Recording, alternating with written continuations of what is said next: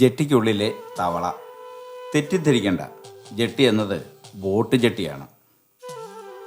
കോട്ടയത്തിൻ്റെ tourism വികസനത്തിൻ്റെ ഭാഗമായി tourism വകുപ്പും ജലഗതാഗത വകുപ്പും KTDFCയും സംയുക്തമായി നിർമ്മിച്ച ഈ നിർമ്മിതി നിങ്ങൾക്കൊന്ന് പരിചയപ്പെടുത്തുകയാണ്.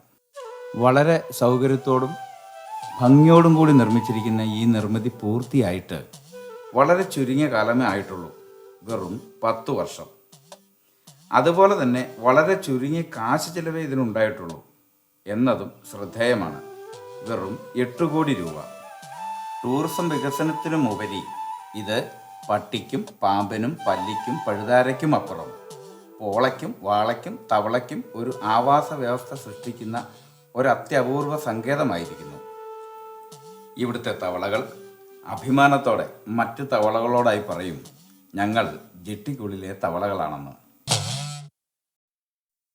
ഇവിടുത്തെ പാമ്പുകൾ മറ്റ് സ്ഥലത്തു നിന്നും എത്തുന്ന പാമ്പുകളുമായി ഇണചേരാറില്ലത്രേ. കാരണം കോടികൾ ചിലവിട്ട് നിർമ്മിച്ച നിർമ്മിതിയിൽ താമസിക്കുന്ന പാമ്പുകൾ ഒരു സാധാ മൺപൊത്തിൽ താമസിക്കുന്ന പാമ്പുമായി എങ്ങനെ ഇണചേരും? പിന്നെ പട്ടികളുടെ കാര്യം, അതും ഇതുപോലെ തന്നെ. കന്നിമാസമായാൽ പോലും പുറത്തുനിന്ന് വരുന്ന പട്ടിയെ തിരിഞ്ഞു നോക്കാറില്ല ഇവിടെ താമസിക്കുന്ന പട്ടികൾ. മനോഹരമായ ഭൂമുഖത്തിന് ഉതകം വിധം തന്നെ ഇരുവശങ്ങളിലും ചപ്പ് ചവറുകളും ചെളി കൊണ്ടും ഒരു പ്രത്യേക ആംബിയൻസ് ക്രിയേറ്റ് ചെയ്തിരിക്കുന്നു. നമ്മളിവിടെ വരുമ്പോൾ തന്നെ നമുക്കത് ഫീൽ ചെയ്യും. 2015 ഡിസംബറിൽ പണി തീർത്ത ഈ മന്ദിരത്തിൽ ഇപ്പോൾ ഇതിൻ്റെ വാർഷിക ആഘോഷങ്ങൾ നടത്തുന്നത് പോലും ഉരകജാതരും ശ്വാനസുന്ദരന്മാരുമാണ്. ഓടയിൽ മാലിന്യം നിക്ഷേപിച്ചാൽ 25,000 രൂപ വരെ പിഴയിടുന്ന നമ്മുടെ നാട്ടിൽ ഇവിടേക്ക് കൊണ്ടുവന്ന് ഏതു മാലിന്യവും നിക്ഷേപിക്കാൻ സാധിക്കുമെന്നത് ടൂറിസത്തിനും ടൂറിസ്റ്റുകളെ ആകർഷിക്കുന്നതിനും വഴിയൊരുക്കുന്നു. മാലിന്യത്തിൻ്റെ ദുർഗന്ധം ആസ്വദിച്ച് ആഹാരം കഴിക്കാനും ഊഞ്ഞാലാടാനുമുള്ള സൗകര്യം ഇവിടെ പ്രത്യേകമായി ഒരുക്കിയിട്ടുണ്ട്. വളരെ ചെറിയ തുകയായ 8 കോടി രൂപ ചെലവിട്ട ഈ പദ്ധതിയിൽ 800 മീറ്റർ തോട്ടിലെ പോളയും ചെളിയും നീക്കുന്നതിന് ഭീമമായ തുകയായ 1-2 ലക്ഷം രൂപ കണ്ടെത്താനാകാതെ നഗരസഭ വലയുമ്പോൾ നഗരസഭയിൽ നിന്ന് തന്നെ 3 കോടി രൂപയുമായി ഒരാൾ മുങ്ങുകയുണ്ടായി.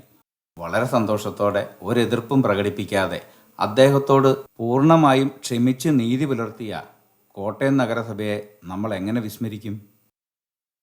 മറ്റു സ്ഥലങ്ങളിൽ രാത്രിയിൽ തവളകൾ കൂട്ടമായി പേക്രോം എന്ന് കരയുമ്പോൾ ഇവിടുത്തെ തവളകൾ പ്രമദവനം വീണ്ടും എന്ന പാട്ടാണത്രേ പാടാറ്.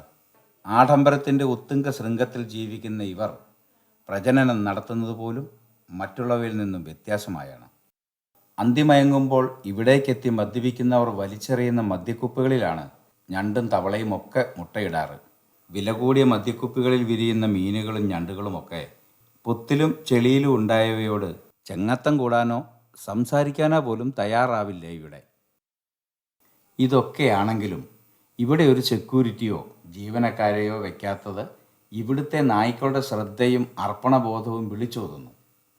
വൈകുന്നേരം 6 മണിക്ക് ശേഷം കയ്യിൽ ഒരു കുപ്പിയോ ടച്ചിങ്സോ ഇല്ലാതെ ഒരുത്തനെയും ഇങ്ങോട്ടേക്ക് ഇവർ കടത്തിവിടാറില്ല.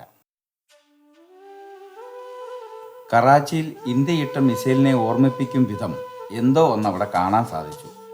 ടൂറിസ്റ്റുകളെ ആകർഷിക്കുന്നതിനുള്ള എന്തോ ആണ് എന്ന് മനസ്സിലായി. ഇതിൻ്റെ പ്രവർത്തനം കാണാൻ സാധിച്ചില്ല.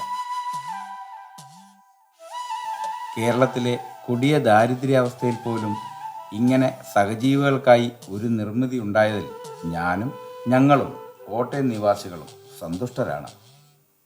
ഇങ്ങനെ ജനങ്ങളുടെ നികുതി പണത്തിൽ നിന്നും 10 പൈസ പോലും എടുക്കാതെ സ്വന്തം കുടുംബത്തിൽ നിന്നും കാശ് കണ്ടെത്തി പാമ്പിനും പട്ടിക്കും പല്ലിക്കുമൊക്കെയായി ചിലവിട്ട നമ്മുടെ കൊണസർമാരെയും അവരെ നിർമ്മിച്ചവരെയും സ്നേഹാദരത്തോടെ ഇവിടെ സ്മരിക്കുകയാണ്.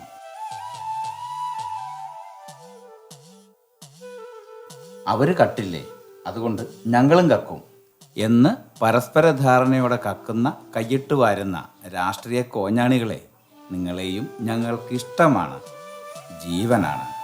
ഇത്രയും പറഞ്ഞുകൊണ്ട് ജെട്ടിക്കുള്ളിലെ തവള ഇവിടെ പൂർണ്ണമാകുന്നു. നമ്മുടെ വികസനത്തിൻ്റെ പന്തലിൽ കായ്ച്ച മറ്റൊരു കായുമായി എത്തുന്നതുവരെ കാത്തിരിക്കുക.